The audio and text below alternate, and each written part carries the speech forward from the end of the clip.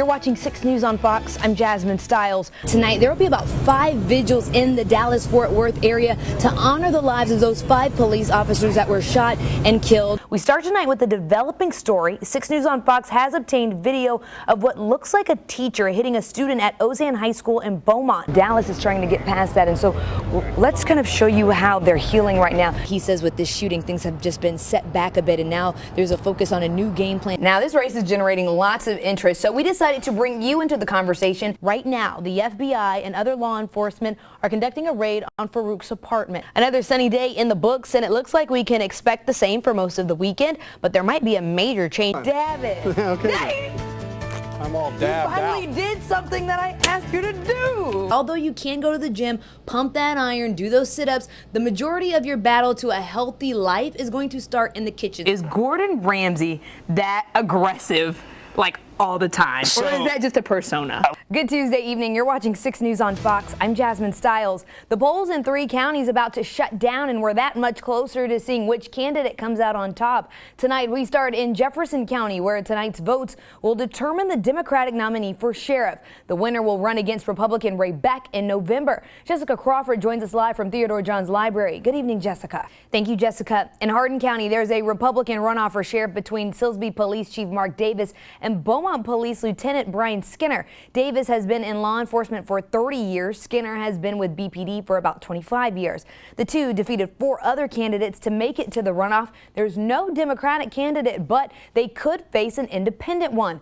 Blake Burleson is collecting signatures to get on the ballot. The winner in November will take the reins from Sheriff Ed Kane, who's held the position for 20 years.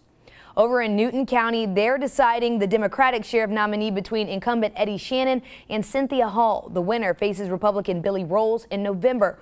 Rolls is a former sheriff of Jasper County who played a prominent role in the investigation of the dragging death of James Byrd Jr. The Republican runoff for county judge in Newton County finds Bobby Filyaw battling Paul Price. The winner faces Democrat Leonard Powell in November. And of course, we'll continue our coverage tonight, talking with some of the candidates, and you'll get the results from the races first on Fox at 9. On the national campaign trail, Bernie Sanders is requesting a re-canvass of the Kentucky primary vote. According to the original results, Hillary Clinton pulled off a nail-biting win earlier this month, beating Sanders by less than 2,000 votes. She won 28 delegates from Kentucky compared to Sanders' 27. The Vermont senator requested the re-canvass in all 120 counties this morning. His senior advisor says there's no reason to believe any votes were miscounted, but that advisor says the campaign wants to make sure since the race was so tight. It's primary day for some Republican voters, and Donald Trump gets closer to locking up the GOP presidential nomination. Meanwhile, Hillary Clinton and Bernie Sanders are fighting for the biggest prize yet on the calendar. That's California. Mark Albert reports. Well, back here at home, another hot and slightly humid day around southeast Texas, and it doesn't look like it'll get much cooler tonight. Carrie Cooper has a look at your forecast. Tonight, a Tyler County woman starts a life sentence in prison for her role in the shooting death of her former son-in-law.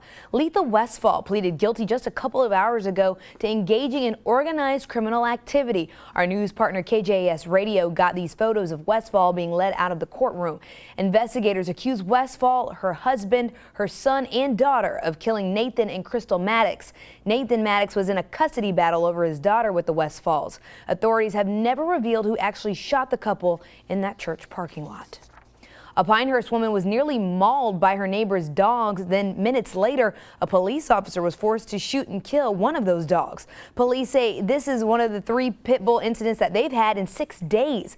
Terry Gill was mowing her lawn when 2 of her neighbor's dogs were trying to get out of that yard. The dogs knocked down part of the fence, so Gill rushed to hold it up and started yelling for help. She was able to make it inside her home to call police. When an officer arrived, one of the 2 dogs escaped through the fence and ran toward the officer. The police chief says the officer did the right thing in this case to keep children and residents safe. He says dog owners are responsible for keeping their pets within their property.